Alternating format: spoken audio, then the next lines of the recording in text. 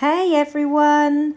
Today we are going to be making this cute little hair bow. It is super easy to make and I have embellished mine with these gorgeous little polymer clay slicers. I got these from AliExpress. They came in a bag like this. There's all sorts in there. You've got strawberries, kiwis, melons, apples, all sorts of fruit in here.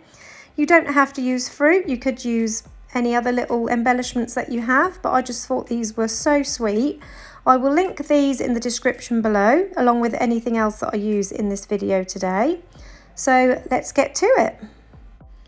So for this hair bow, you will need 4 pieces of ribbon. I've got 2 pieces of bright pink and 2 white, and I've also cut a strip from the same ribbon in the pink, and this is going to be for the centerpiece. All 4 pieces of ribbon are 4 centimeters wide or 1.5 inch wide, and I have cut all 4 pieces here to 21.5 centimeters in length, and that is the 2 white pieces and the 2 pink. And then the strip for the middle again is 4 centimeters wide or 1.5 inch wide, and this piece is cut to 6.5 centimeters in length. So first of all, we're going to take 1 piece of pink and 1 piece of white, and we're going to be joining these 2 together and heat sealing the ends at the same time. So I'm going to use my lighter to run along the edge and then just gently pinch those ends together, and where the fibres have melted, that will just bond them together. So you need to do that on both ends of your ribbon. Obviously you don't have to use just pink and white, you can use any colours you like. You could change the white ribbon for a patterned ribbon, it's completely up to you. So that is now those 2 pieces joined together. Do the same with the other 2 pieces.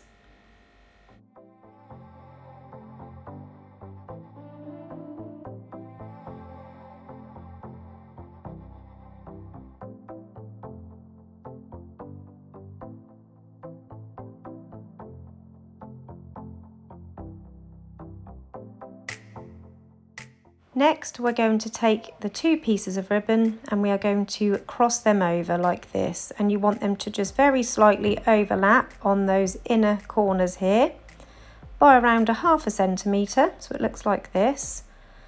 Now, where these overlap, I'm going to use the heat from my lighter again just to bond those pieces together. So just melting the fibres, giving it a little squeeze, that will just help to hold in the shape. And then do the same with the other end, making sure it's lined up neatly. Picking up this other end, and again just using my lighter to bond those inner corners together to hold it in place. Now we are going to fold it in half to find the centre. Now I want my pink on the inside and my white on the outside. So folding it inwards with my pink on the inside and finding the halfway mark. I'm also going to use my lighter again just to get a little bit of heat to get a nice good crease in there for the centre. Don't burn your ribbon, just a little bit of heat. And as you can see, you've then got your crease in that middle. And now we are going to fold both sides in to overlap the centre. To do that, I'm going to bring both sides in to form a loop first. Now, as you can see, this naturally kind of forms a little bit of a curved edge here, but just overlap it enough so that both of these ends overlap by around 0.5 centimetre. So making sure that's in line and that both sides are overlapped. I'm just going to take these clips here to hold that in place. And then next we're going to line this crease up that we've made. We're going to line that up with where the ribbon overlaps. So just pushing that down to meet those up. Making sure it's all nice and neat and in line.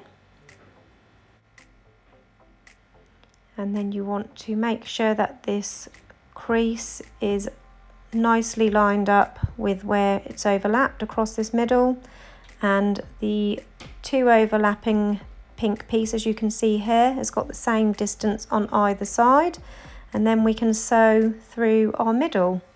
Now I'm ready to remove this first clip on this side, making sure I keep it pinched tightly with my thumb and finger.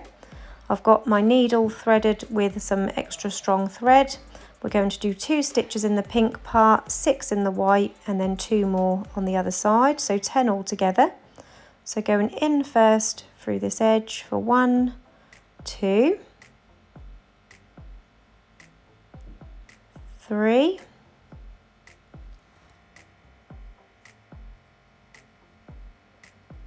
4,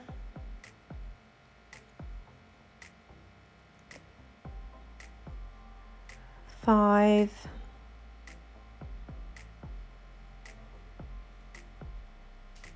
6, 7. Our 8th one is the last one across this middle. Just remove this other clip because it's in the way. So our 8th stitch now, coming out through the edge of the white, and then 2 more in that last pink part. So that is 9 and 10 coming out through that last edge. So there are your stitches. It's hard to see on the white, but you've got 2 in the pink part, 6 across this white, 1, 2, 3, 4, 5, 6, and then another 2 in the pink part there. So now we can pull this thread tight to form that pinch in the middle.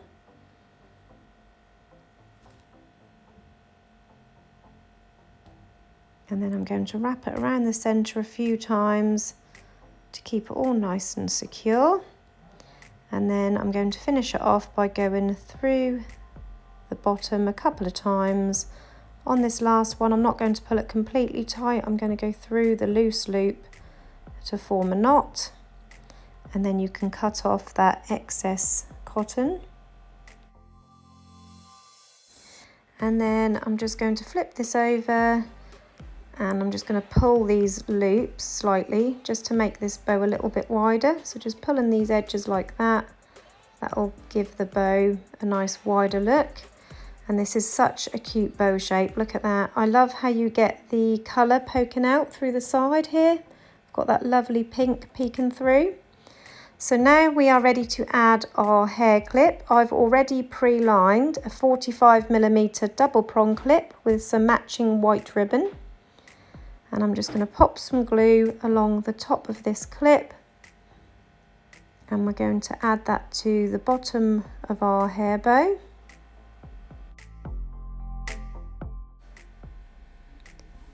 And then we've got our piece of ribbon here that we cut earlier, the 6.5cm strip. I'm using pink to match the inside of the bow. Now we're going to make a lovely twisted centre like I did on this yellow one here. And to do that, you again need to heat seal these ends, and then you want to make a S shape with the ribbon. So holding it, just push each side in to make like an S shape, like an S fold, and then using the lighter, running it along that edge, and again bonding all those edges together to hold it in place. So it looks like that. And then do the same with the opposite end, again with an S shape. So making an S shape, fold like that, and using the lighter again to bond the other end. Be careful when you pinch it because that can get hot when you melt the edges of this ribbon. And then when you, just get rid of the string, and when you pull this piece, as you can see, you've got that sort of twisted effect. So I'm going to pop this now over the middle of my bow, just pull it tight over that centre. I'm just going to pick the bow up and flip it upside down. And this is just long enough at 6.5cm to get underneath that clip. So I'm just pulling those ends round nice and tight. I'm going to glue one side, open the clip and glue that end down first and then flip it over to glue the other end, making sure it's pulled nice and tight. Again, sticking it under the clip. So I've opened the clip up and I'm just sticking it underneath, getting rid of any excess hot glue. And then, as you can see, it's quite wide in that middle, so I'm just going to fiddle with it and push that centre in a little bit just to ruche it up a little bit more to really get that twisted ruched centre effect. And this is what we've got so far. And now we're ready to embellish our hair bow. So I've tipped out a few different fruit pieces here on my tray. I've chosen a load of random pieces. I'm not sure which ones I'm going to use yet, but we'll choose them as we go along. I've got my gemstone glue. I've had this a while. I've got a pin in the end because it's drying out a little bit, but the pin just helps to unblock the end. So we're just going to grab one of our polymer pieces, this cute little lemon to begin with, popping a little bit of glue on the bottom like that, and then gently laying it on the hair bow. We're just going to lay different fruit pieces all over this bow randomly. Next I'm going for this apple slice, a dab of glue. I just need to use my needle just to clear the end up a bit. I have got a new one of these, but I'm just trying to use up this old one because it's a shame to waste any glue. So I'm just going to carry on like this, just picking different fruit pieces to embellish the rest of our bow.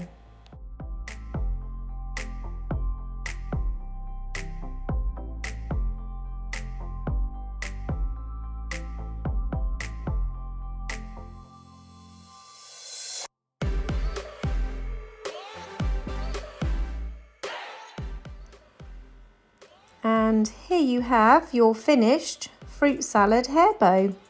Like I said, you don't have to use the fruit. You can embellish it with any embellishments you like or replace it with a patterned ribbon. I hope you enjoyed this tutorial today. If you did, please hit the like button. Don't forget to subscribe to my channel. And if you press the bell button, that'll keep you up to date on all my future tutorials. Thank you for watching, everyone. I'll be back again soon. Bye.